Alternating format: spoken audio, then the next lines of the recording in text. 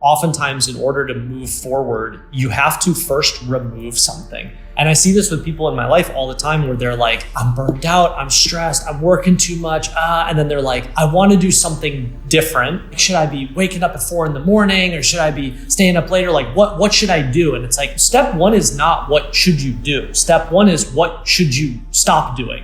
You have to remove something to make space in order to build the next thing. Boom. Welcome back to another episode of the Espresso Hour, where the running joke is this is going to be much shorter than an hour because we are once again hyped up on caffeine from our new production studio, officially called the Shipyard. This is V000.1. We are in a completely empty, blank studio, a little bit echoey, a little bit gritty, I like to say. Gritty is a good word. We're here and feels like the start of kind of a new chapter. It does feel like the start of a new chapter. I'm really excited about it. I still don't know where it's going to go, where the podcast studio is going to go. It might go over there, it might go over here. Where's the mural of Arnold and the squat rack? There's a lot we can do in here. It's a pretty big space. I think I don't know how many square feet it is, but we have more space than we know what to do with, certainly. Yeah, and it'll be cool to grow into it too. You know, this is the first one. We hope this is the first of many shipyards, different places that we can meet other creators. Mm-hmm. I think it'd be really fun to have other people from Miami come pass through and we could record episodes with them. So the world is our oyster. We don't know where this is going to go. I think painting that long-term vision where we've kind of had this in the back of our head. I know I have for many years of having a creative space where in the long term, I think a gym, cafe, grill, co-working space, all of that kind of put together would be awesome. Grill is key. Like everything. And expanding that across, who knows? I think one of the ideas of bringing digital communities and spaces into the physical world, I think is really cool, where you can gather online, but then you have a couple spots where people meet up and it's like, oh, it's a trip to go there, I think is really cool. Yeah. So we'll see if this turns into that or if this is going to teach us a ton about what goes into doing that, because we're already seeing that with getting the AC set up. Yeah.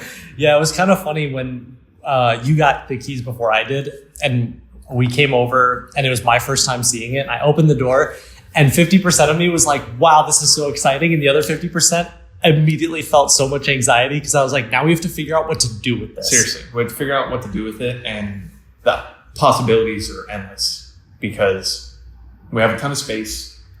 I think we know we want to do a podcast setup. Mm-hmm. That's the first thing we're going to build, is so we can come in, record from here, because we've been recording Espresso Hour from our computers, from our desk, which is fine, it's worked, but having a dedicated desk where we can capture a nice quality, crisp angle, short form content from another angle. And we're already taking the time to record it, so we might as well extract the most value out of it. But we also kind of wanted an office. This is, I guess, technically the second office we had. We signed that one where we went in for about 4 days total because it was... It felt like rats in a cage. It was a windowless corner office of a co-working space that was just as echoey as this. We realized we couldn't record Ship 30 live calls from there. We signed a 6-month lease that we could not break, and we stopped going after about 4 days. I won't lie, getting that office immediately brought me back to like it felt like showing up to that job you hate. And you're like, I have to like sit here. And the chair was like cold. I remember sitting there, the chair was cold. We wanted to make it work. That was August of last year. Yeah. We tried. We gave it a good college try. Yeah. And then we realized we didn't need that space because we weren't doing anything. The idea was just to do Ship 30 in person. But something I think that's cool to just point out here, because I think a lot of times you can default to the mindset of thinking that you need all of this in order to begin. Like I've definitely fallen into that trap a lot. And I think it's just cool to point out that, yeah, this is going to be a really cool space and I'm excited to build it out. But we also have been doing this podcast for, 6 months, a while before this. And then even before that, like we were doing free webinars and stuff on YouTube. I From my mom's, from your like childhood bedroom with like my bed in the background. I had like the wide angle camera. There's a lot of podcast episodes that I did with other people, and they're like, I'd open it up like, here I am in my childhood bedroom. There's my bed. Yep. There's my bookcase. So it's been an evolution, and it's going to be fun to turn this into our space. So we started to work with Kevin Shen, his design agency, who set up a ton of creative studios for Ali Abdal, Sean Curie, a lot of the people with beautiful video setups. Yep. So we're working with them because I don't think we want to keep it white. It's been fun to start to brainstorm what this is going to look like. Mm-hmm. And capturing and documenting that evolution is going to be the most fun part of this initial stage. Do you think we're going to go dark mode? I think so. I think we could go dark mode, and then the podcast wall be like red and blue ship, and everything else is like black, rustic, leather. So it is. That's where it gets into it of, oh no, these decisions feel kind of permanent. Nah. When you pick but their whole thing is you can repaint your wall. Yeah. And this, that, and the other thing. But I like we're going to film on my phone every time we walk in here until it's done. It probably won't be done. And who knows how long it's going to take, but we're probably severely underestimating how long this is going to take, but we're on the journey. On the journey, that's for sure. So what else we want to talk about today? What are we going to, what are all the things we could put in here? Brainstorming that a little bit. So one is we want to have a podcast set up. I don't know if we've decided yet if we want to do the couch style or the table style. I kind of like the table style, but we'll see. Notes on it. Yeah. And using that for this, and then also for creators coming in, having little cameos. We've been talking about that cool idea of maybe other creators coming in and we can like audit their business. Just brainstorm. And go, where's the bottleneck? Mm-hmm. How could you improve the offer? Like, I think that's stuff that we want to do a lot more of. We also were talking about having individual YouTube setups where we could each individually create our own videos and have them have different backgrounds. Doesn't have to, but that would be a cool thing. Having some sort of little area, like even just having a TV somewhere and like a little sitting area, we could turn on Squawk Box or something. Yeah, and have just, something in the background. Yeah. I think that would be That'll cool. bring me back to my BlackRock days where they had Squawk Box on 15 TVs and I just sit there and watch for. Yeah, we'll just put 10 TVs right up there. We could get a global clock for no reason just to show London, Hong Kong, So what time New it is in York. Japan. Right. What time is it? Exactly. That actually will help with some of our calls. Like what time That is actually will help. And then maybe a corner with just, some like 30s for bicep reps. Yeah. Just so that is where we have enough space to really turn this into whatever we wanted. So a squat rack, a dumbbell rack, a cable tower. We have enough room and that can go right there. Oh, and in one of these corners, we need the Mountain Valley, that 2 gallon. The Mountain Valley 2-gallon and the espresso bar are crucial. And then this, we were talking about, I don't know, there's a couple things we could knock down because it's drywall and stuff, but thinking of actually leaving this. And I mean, dude, we could put sneakers up here. We could put a little more memorabilia up here. We could put Pokemon cards up there. There's all sorts of stuff. Little Arnold action figures. We have a lot of wall space that I think we should put to use. I'd like to hang stuff up for sure. And there's so much creative freedom with this because you can set up walls if we want to, which is, I don't like to be able to think that we can because that just creates an unbelievable number of options. Too many. But if you walled off like the podcast space, would that make it too small?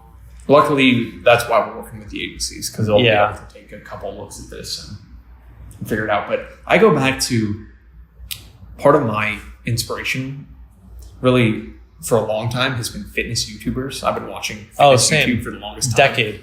And I remember watching them all sign their initial lease on a creative space.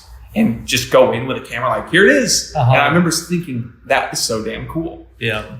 And here we are getting to do that. I think it hasn't really clicked for me yet, but we're there. We've got an empty, echoey space that we're going to turn into our whatever we want.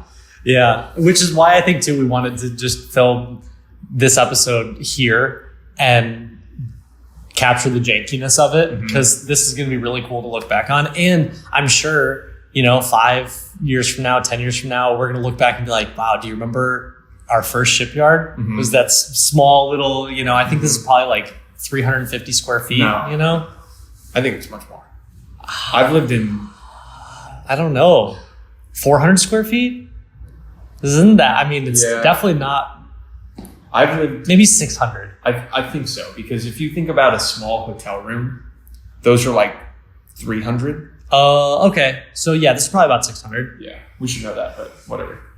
It's not more than 1,000. Yeah. We know that. So, but it also feels huge. It does. It does feel big, because you think about what we actually need. Yeah. Having a couple workstations, something when we walked in a couple days ago too that I was thinking about that I thought would be a cool topic to share is sort of how we consciously, semi-consciously constructed both of our lives really around this area in Miami. And I think there were a lot of different ways this could have gone. Like we could have both come to Miami and been like, well, I want to be in this neighborhood and I want to live over here and I want to spend time on the beach and I want to, and like you bounced around, you tried different spaces, but there really is a tremendous amount of efficiency in the fact that, we live 5 minutes away from each other. Our office is equidistant between where we both live. The gym we go to is 2 minutes away. Yeah. Like basically our whole life is engineered around this, like, I don't know, 3 mile, 3 mile area. And I've definitely noticed it. I think also living in LA, where in order to get anywhere is 45 minutes, I've noticed how much more I'm able to get done in a day when the most I spend in my car is like driving for 7 minutes, And so I think it's an interesting thing to think about for anyone if you're currently living in the city or you're thinking about moving, is like, how can you engineer everything in your life to be in a small radius where anything that you want to do outside of that, like, I want to go to the beach, or I want to go try this nice restaurant, or it's like, that's always an outlier. You're not doing that every week. You're not doing that every day. So optimizing for what are you doing most often, consistently in a small radius, and then going, if I ever want to drive to the beach, okay, I do that on Saturday, And I think setting this up during the summer was a good choice, because I've started so 1 year ago, we moved here, early June, I was in South Beach and then did a couple of weeks in Brickell, and then I've been now in Midtown here since August, but was still working for BlackRock a year and 3 months ago. So starting to see kind of the entrepreneurial season of the beginning of the year, January through May is usually heads down. And I honestly think December, given our kind of business, I think is heavier work than some others. But then the summer, especially in Miami, is slower. It's hot, really hot, very hot, rainy. Exactly. You don't want to spend all day outside. And so it feels like we're in a mode of, we have some travel, let's build this, knowing that it's going to take a lot of bandwidth and it would be very difficult for us to be in a pure build mode with this. This is a entire build project. Yeah. So relative to the monk mode we did in May or other kind of build sprints we've had, we wouldn't have been able to entertain this. So I think at the beginning of the year, we kind of looked at it that way. If we spent the first 5 or 6 months getting some new things, now we're at a new level that we were last year at this time, and really in October, November, December.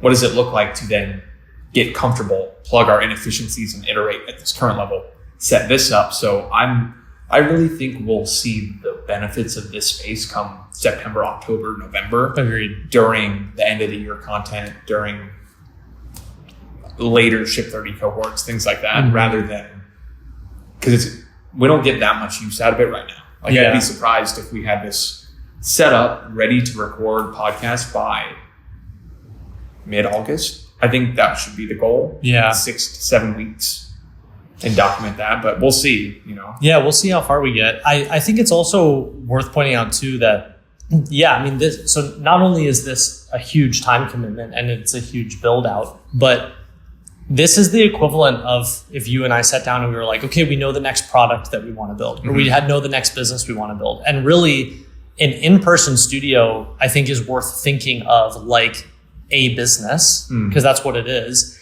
And this was also a big takeaway for us from the mastermind in Cabo, which is like, some people go and take all their time, energy, resource and invest that in paid ads. And we were like, well, we're really good at organic. Let's treat organic like our paid ads department and invest more in it. And so this studio is like building out a whole new department in the business. That department is just called your content engine. And we've done enough work before this to validate ideas. You know, a lot of people who listen to this, we get positive comments all the time. They're like, hey, this podcast is really valuable. There was a world where we started this, and after 3 months, we were like, wow, no one is resonating with this. This isn't going anywhere. Let's shut it down. So it's also worth pointing out that this is the doubling down of that data. You know, we've heard a lot of creators, people we respect, other people building businesses, other people that are really smart, watching and listening to this podcast and then sending us DMs or emails going, I just binged every episode. I learned so much from you guys.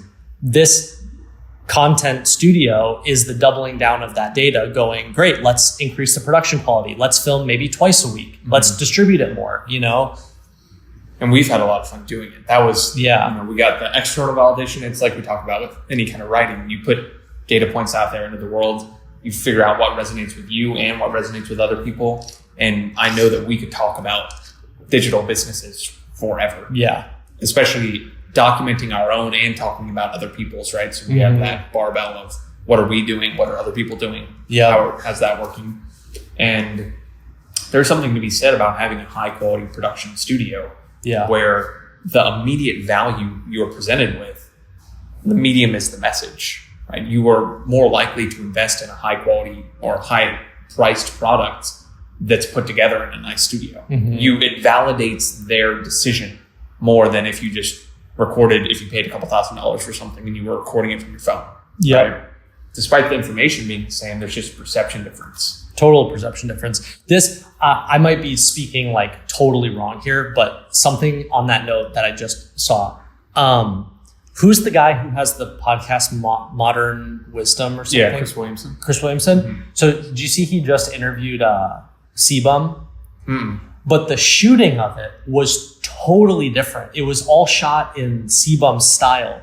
So it was like, it was more of that like documentary feel, and it has that like cool filter on it. And I saw that pop up in my YouTube feed and I was like, and I might be making this up, I don't know if this is true or not, but I was like, there's a world where because C-Bum, this bodybuilder, has such a specific YouTube and content style that he was like, I'll go on your podcast, but we're shooting it my way. Because he's like, I want to maintain that look and feel.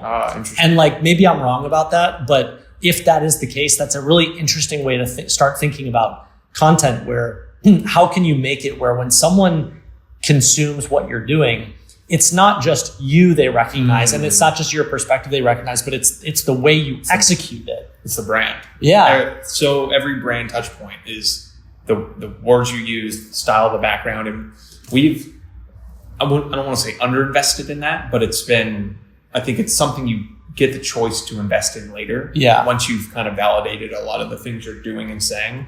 I think it's a huge mistake to prioritize all those branding elements like at the beginning. Because at the beginning, you don't have any data. You don't know what you're optimizing. You don't know what you're editing for, you know? But yeah, I agree. We've kind of done the bare minimum. We're like, it's a ship emoji. Yeah. Get with the program, you know? I mean, look at this. And we put it on a hat. Sometimes like that's all you need. I think it's like do the bare minimum on the branding side so that you validate the category first. You validate the problems that you're solving, who it is you're trying to help. But yeah, there's definitely something to be said for us more meticulously crafting that style, the physical feel of the studio, the feel of the content. Like there's it's really cool. It's gonna be fun. It's gonna be really fun. What else do we want to do in here? What else are we thinking about over the next couple of weeks and months? Well, I'm getting married in 6 months. So I think you and I are both aware that that is a large open loop. So there's definitely some periods where, like, this is something we've been talking about a lot lately, is one of the benefits of entrepreneurship is getting to build your life around your business. And it's a hard line to straddle, because if you're not careful with that, then your business builds your life and you just sort of become a prisoner to it. But yeah, it's like being aware of what things you have coming up in your life or what things you have going on in your life and building around those things so that one doesn't overshadow the other is really important. But yeah, I mean, I think our next big thing is going to be the ghostwriting mastermind that I'm really excited about. We've been talking about it for 2 years. I would love to get to a point where we do in-person events. Mm-hmm. I think doing an in-person Ship 30 would be super cool. Mm-hmm. Doing an in-person like creator meet and greet would be super cool. Doing an in-person ghostwriting mastermind would be super cool.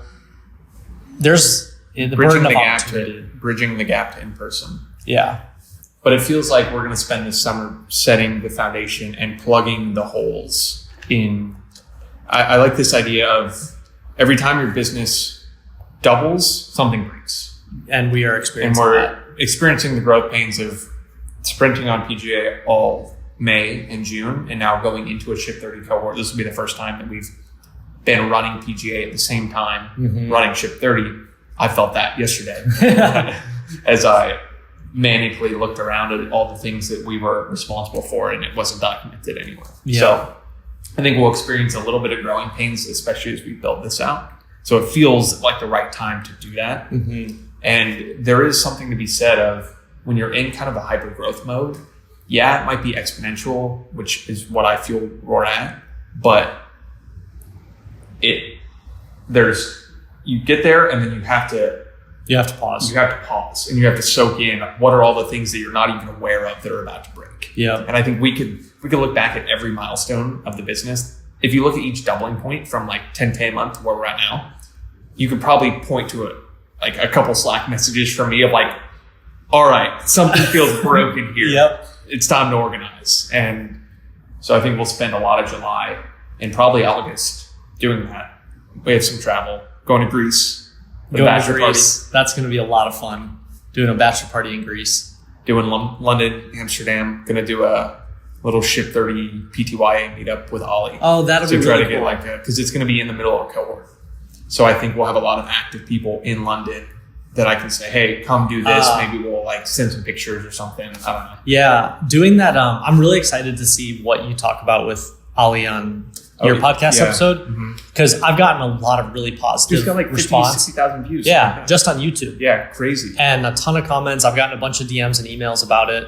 And yeah, I think it was cool talking to Ollie because there's so much overlap between what we talk about on the writing side and what he talks about on the video side. Mm-hmm. And it's like the methodology is the same, the approach is the same, the strategy is the same.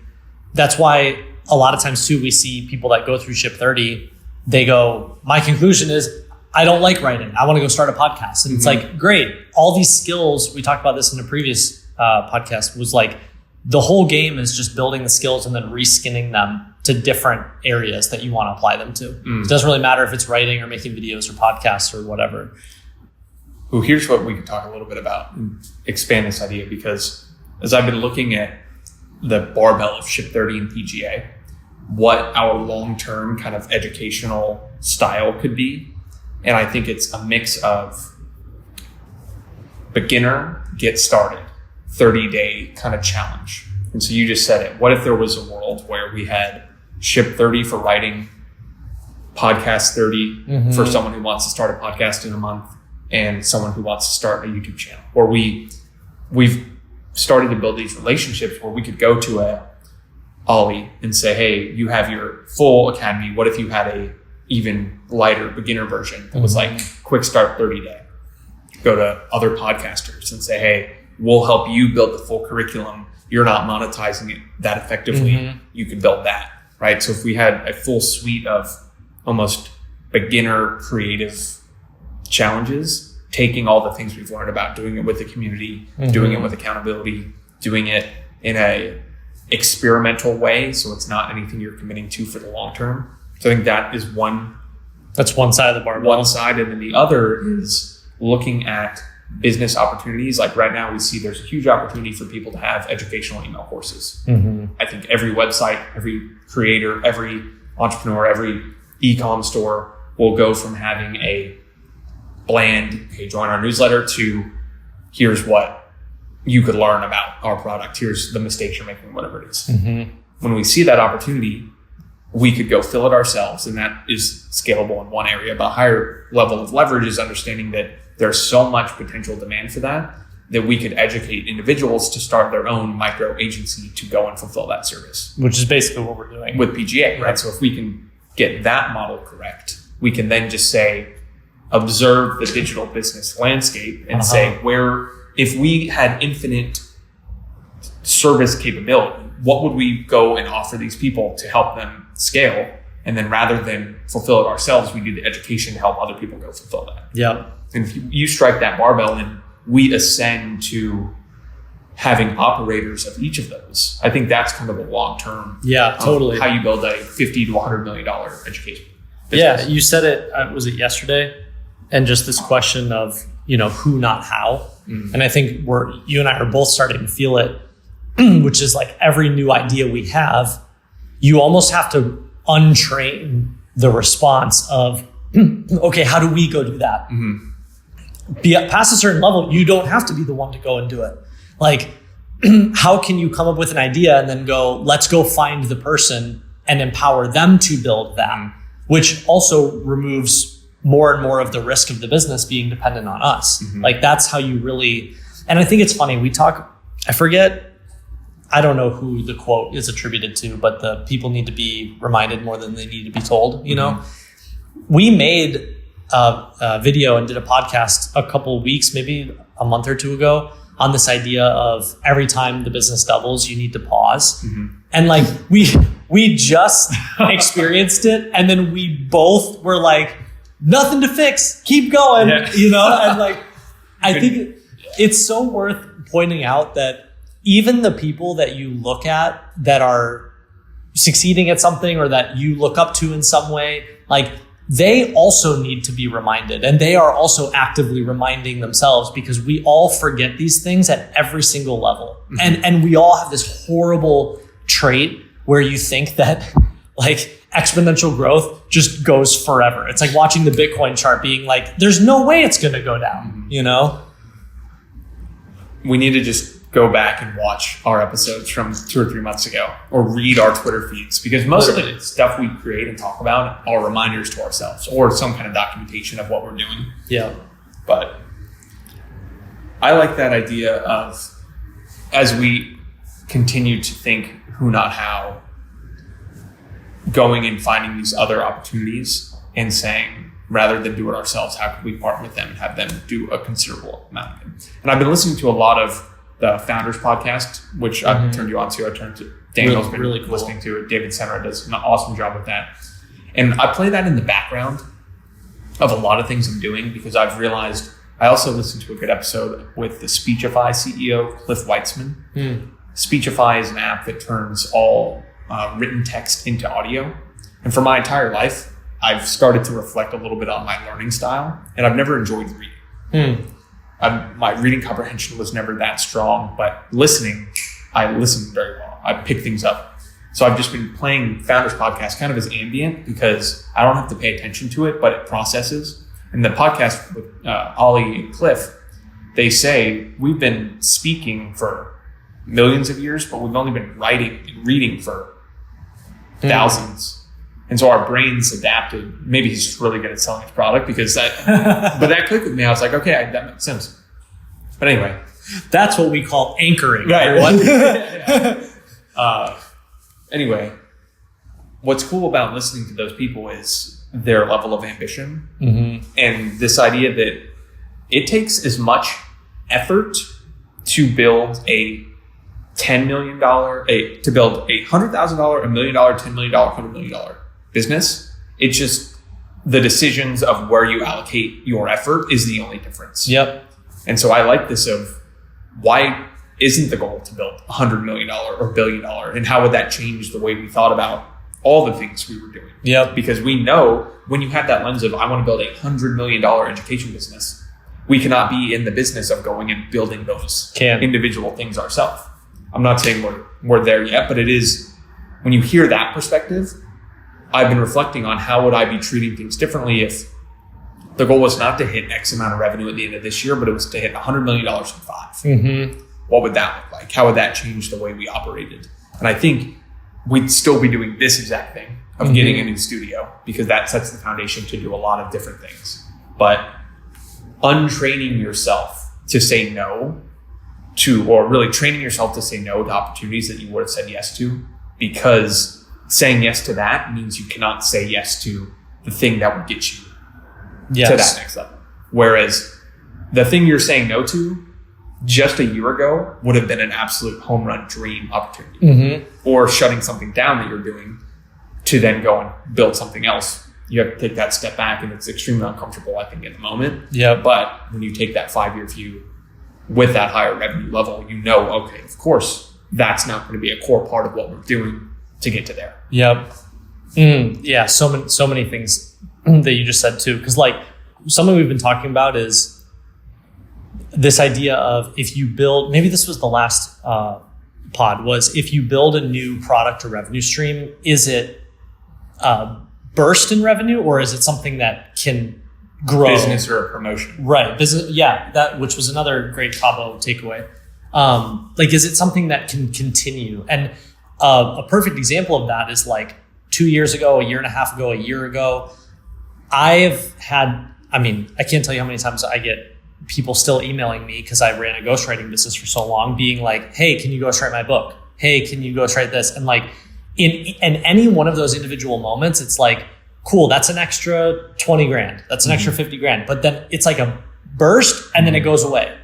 And so there's nothing repeatable about that. And so the only repeatable thing is if you're like, I'm going to sign myself up to do this all the time forever, but then you have a cap, right? You can only do so many of them. And pairing that with this idea of, oftentimes in order to move forward, you have to first remove something. And I see this with people in my life all the time, where they're like, I'm burned out, I'm stressed, I'm working too much. And then they're like, I want to do something different. And then they're like, what should I be like? Should I be waking up at 4 a.m, or should I be staying up later? Like, what should I do? And it's like, step one is not what should you do. Step one is what should you stop doing? You have to remove something to make space in order to build the next thing.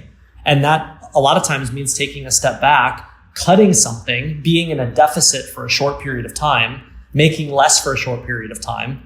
When we both were like, let's go in more on Ship 30, like there was for both of us, there was a period of like, little dip, and then, but that was the right decision. Yeah. And you have to be okay with taking in the deficit in the short term for building something that rebuilds with more potential in the long term. We saw that last year when we moved here in June. June of 22 was our lowest revenue month in the last 24 months. So the month we get together and it's, let's build, we're so excited, lowest revenue month. By like a lot. By a chunk. And you look at our chart, it's, solid, continuous growth. And then that spiked down. And it was because we got here and it was dead of summer, revealed sort of the nature of a cohort model, revealed like, oh, the business that we're building is very lumpy. It's very seasonal. And also those deficits, it's like, this is the whole game of entrepreneurship, right? It's like, you can either view that as, oh no, we're screwed. Everything's a disaster. It's all going to fall apart. Or you're like, okay, what is this teaching me about what we're building? Here's the weaknesses. Here's what we could do to supplement the revenue in the meantime. Here's the shortcomings of this business model. Here's what we should think about building. Like, that was our lowest month, but that was also when we did a ton of TypeShare upgrades, which set the foundation for a lot more growth for TypeShare. That was when we really overhauled both Ship 30 and Captain Stable, set the foundation for a lot more growth later. So what we did in April of this year will be our worst month of the year, which set May and June up to be our 2 best so far. Yep. And you had to take that step back and reevaluate. again, these are reminders to ourselves, because as we plateau at this new level, we will feel that again, more than likely, of a small dip later to then take another step forward. And this idea of like, it takes the same amount of effort to build, 10K a month, 100K a month, $1 million a month. It's just different decisions. I can already tell how the hardest part of that, even for me, is this idea where every time we come up with an idea, I default to, I'll just do that. Mm-hmm. And it's like, if you want to get to 100 million or you want to get to $1 billion, you can't be the one that's like, I'll just go do that. Mm-hmm. Say, no, who, not how. I have to go find the right person and empower them to do it, because I only have so many hours in a day. And that's a completely new skill that I think we're both getting to experience as well. Of, that sounds great, but you have to go find that person. You have to know how to train them. You have to know how to incentivize them. The soft people skills. And it's funny when you hear people further ahead in business talk about things.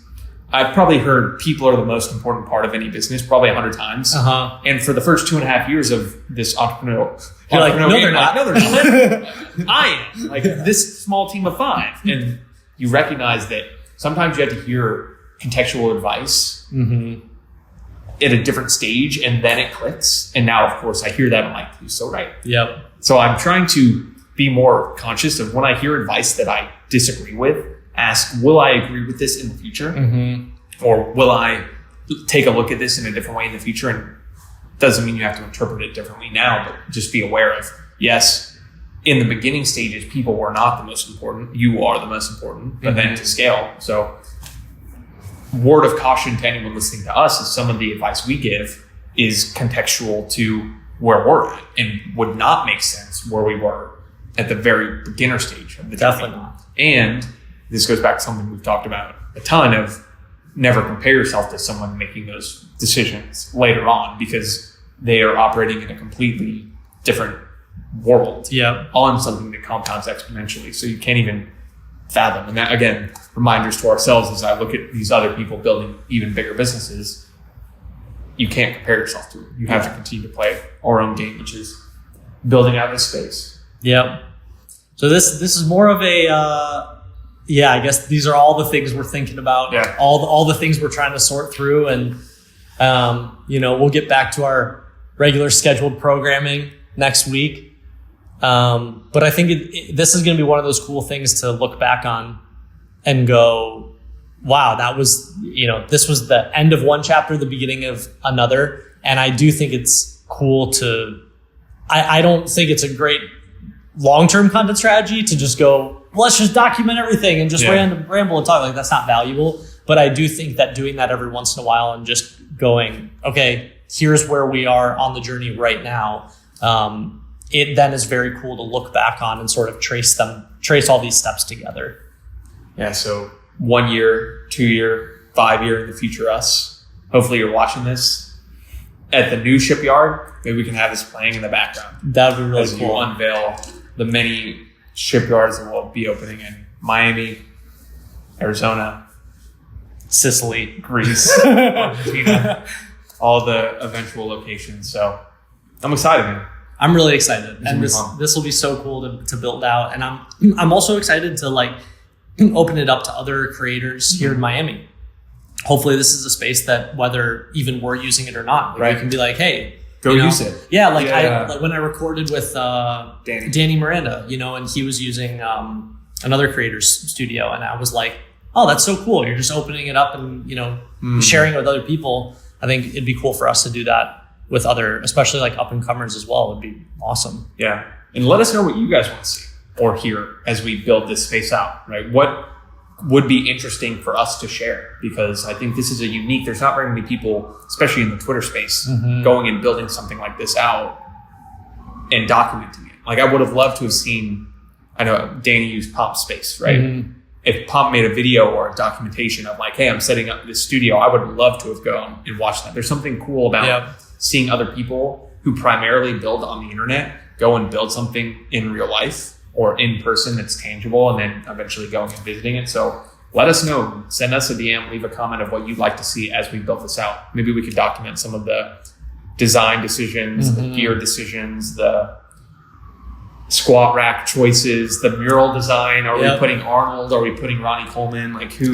Oh, or are that's we a good putting question. both? Are we putting Mount Rushmore, bodybuilding, like the bodybuilding mecca, the complex, all of them? So we're putting like one thing we do want to do is have homages to some of our early obsessions. Oh, definitely. So having some World of Warcraft for you, RuneScape characters, Pokemon, Yep. little things that I think document all of the different video games we've been playing our entire life. And now we've just chosen one that allows us to go and instead of collecting digital gold, you get to go build a cool studio as a result of writing on Twitter, which Sean Perry posted that Is a that video tweet game. of I laughed. I saw your response. he was like, "What video game hooked you?" And I listed all 10 or 11 that have hooked me my entire life, and then the last one was just Twitter because it's exactly. And what then it is. all these other people responded. They were like, "Yeah, Twitter. Yeah, Twitter's that one's got me hooked." Like, you Got any more of those retweets?" yeah. So Yeah, this is gonna be awesome. I can't wait until it's all done and we've got some like sliding camera angle. Yeah. You know, it's gonna look really cool. It's a blank canvas for now.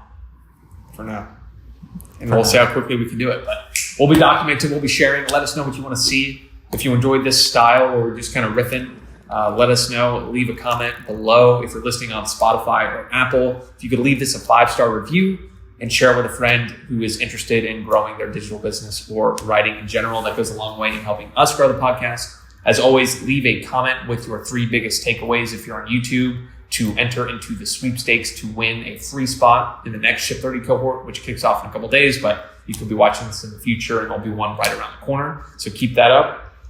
What else? Like, subscribe. That's it. Let us know what we should build in here. Any ideas of what would be cool?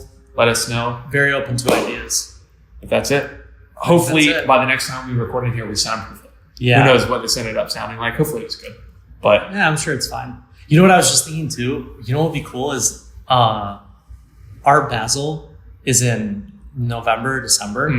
It'd be really cool to turn this into like a showroom and then have some artists come and be like super put their work up here, because this would be an awesome space for that. yeah, There's some really cool stuff we can do. So once we get this finalized, maybe we'll put together like a little, what's it called? Not like a housewarming. Is it a housewarming when you like get housewarming? Housewarming. housewarming, right? Yeah. But like an office warming, Yeah, a shipyard warming. a shipyard warming. Exactly. So maybe we'll do a little party like that. Alrighty, that's it for this week. See you guys next week. Thanks for listening, and that's it. That's it. See you next time. Boom.